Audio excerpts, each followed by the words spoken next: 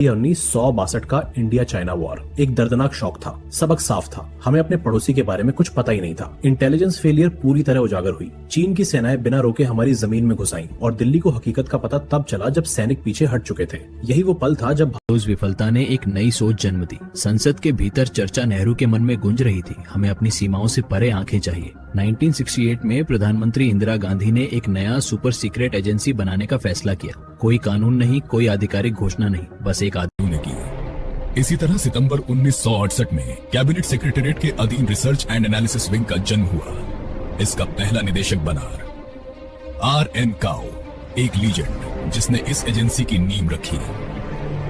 इस नई संस्था को बनाने का काम मिला रमेश्वर नाथ काओ को, एक अति सूक्ष्म और राजनीति कुशल दिमाग वाले व्यक्ति। वे इसके निर्माता बने। उन्होंने इसका नाम रखा research and analysis wing.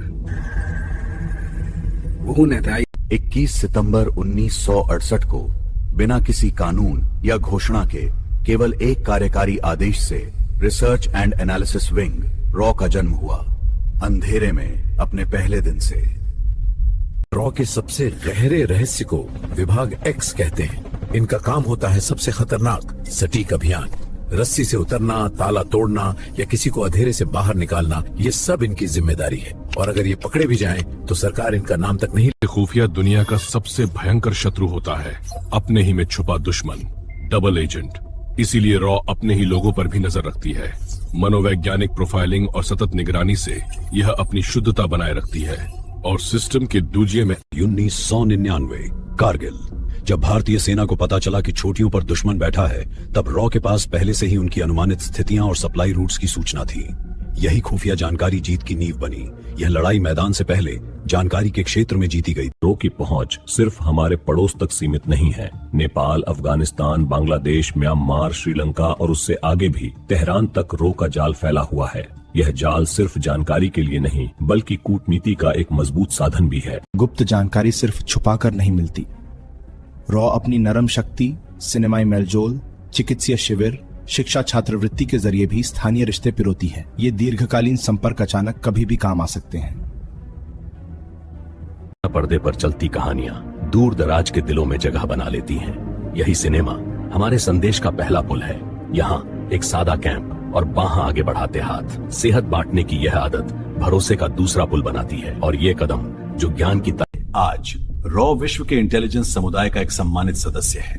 America की CIA, इजराइल का मोसाद और ब्रिटेन की MI6 जैसे बड़े खिलाड़ी इसके साथी हैं। डेटा शेयरिंग से लेकर संयुक्त अभियानों तक भारत अब वैश्विक खुफिया बातचीत में बराबर का भागीदार है। रॉ की सबसे बड़ी, सबसे अनकही जीत वो होती है जो कभी हेडलाइन नहीं बनती।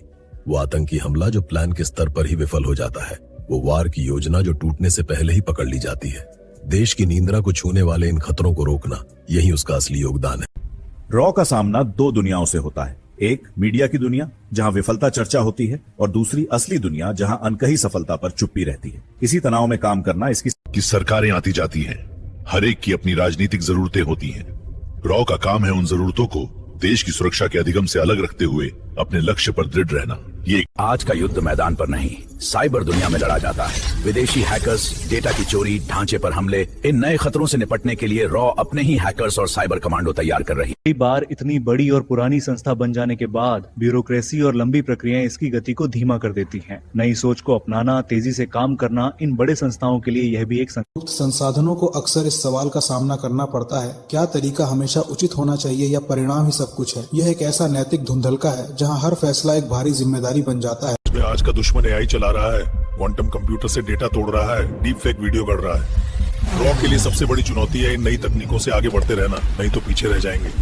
एक लोकतंत्र में जनता को जानने का अधिकार है, लेकिन एक इंटेलिजेंस एजेंसी को छुपकर काम करना पड़ता है। इस विरोध को कैसे संभाला जाए? विश्वास बनाना। भविष्य के एजेंट सिर्फ तकनीकी या शस्त्रधारी नहीं होंगे, वे डाटा साइंटिस्ट, मनोवैज्ञानिक, भाषाविद और साइबर योद्धा भी होंगे। उनकी तैयारी अब आभासी दुनिया में होगी, जहां पूरा देश का अंतिम लक्ष्य सिर्फ भारत को सुरक्षित रखना नहीं है, यह एक स्थिर विश्व बनाने में योगदान देना है।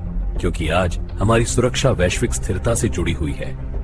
रॉ का अंतिम लक्ष्य सिर्फ भारत को सुरक्षित रखना नहीं है, ये एक स्थिर विश्व बनाने में योगदान देना है। क्योंकि आज हमारी सुरक्षा वैश्विक स्थिरता से जुड़ी हुई है।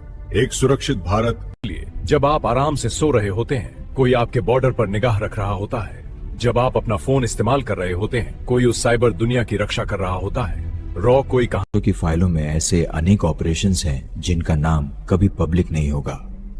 सिर्फ एक कोड, एक नंबर। इनमें से कई इतने सफल रहे कि दुश्मन को कभी पता ही नहीं चला कि हमला हुआ भी था। दिल के आज उन्हें कुछ एजेंट्स इतने गहरे चले जाते हैं कि वे रिकॉर्ड से भी मिटा दिए जाते हैं। उनका नाम, उनका चेहरा, उनकी जीत सब एक राज बन जाता है। वे इंटेलिजेंस दुनिया के होस्ट्स हैं। उनके बिना भी वे हर जगह हैं। इन सब में आए हर सफल मिशन के पीछे सिर्फ डेटा नहीं होता, होती है एक कीमत। वो कई बार घर लौट कर न आने की कीमत होती है। परिवारों के लिए वे बस मिसिंग रह जाते हैं। उनकी कुर्बानी का हिसाब किसी रजिस्टर में नहीं मिलता और एक तरमक एक अचल की रकम में। कभी कभी दुश्मन के नए हथियार ही हमारे लिए सबक बन जाते हैं। रॉ इस तरह की कब्जा की गई तकनीक को रिवर्स इंजीनियर करती है, ना कि नकल करने के लिए, बल्कि ये समझने के लिए कि आगे कैसे सोचना है। हर पुर्जे का विश्लेषण, उसकी सोच का भेद। और भी कभी शांति का रास्ता सीधे मोर्चे पर नहीं होता। एक मोहरे को साध कर हमले की दिशा मोड़नी पड़ती है। खुफिया सहयोग, संसाधन और सही समय, इन्हीं से खतरे को अपने ही मकाम पर ठहरा दिया जाता है। पर्दे के पीछे की यह चाल युद्ध की लड़ाई सिर्फ सेनाओं से नहीं, बाजारों में भी लड़ी जाती है। दुर्लभ खनिज, ऊर्जा सौदे, कारपोरेट जासूसी।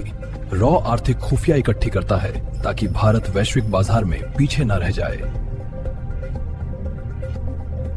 और कई बार सबसे गहरी विजय वहां होती है जहां दुश्मन का सबसे बड़ा आदमी आपका आदमी होता है। रॉ ने ऐसे मोल्स को दुश्मन की सबसे ऊंची कुर्सियों तक पहुंचाया है। ये वो जीत है जिसका जश्न कभी नहीं मनाया जा सकता। हमें एक रॉ एजेंट कभी रिटायर नहीं होता। उसका काम खत्म हो सकता है, उसकी जिम्मेदारी नहीं। उसके दिमाग में जो राज हैं, वे उसके साथ ही समाप्त होंगे। ये कोई रूल बुक नहीं, ये एक अनलिखा कोड है, देश से पहले और देश के बाद भी। है तो ये थी रॉ की कहानी, एक ऐसी संस्था की जो आपकी सुरक्षा के लिए वो करती है जो आप सोच भी नहीं सकते। अगली बार जब आप आराम से सोने जाए या अपने फोन को अनलॉक करें या अपने बच्चों को स्कूल भेजें, याद रखिए कोई आपके लिए जाग रहा है। धन्यवाद।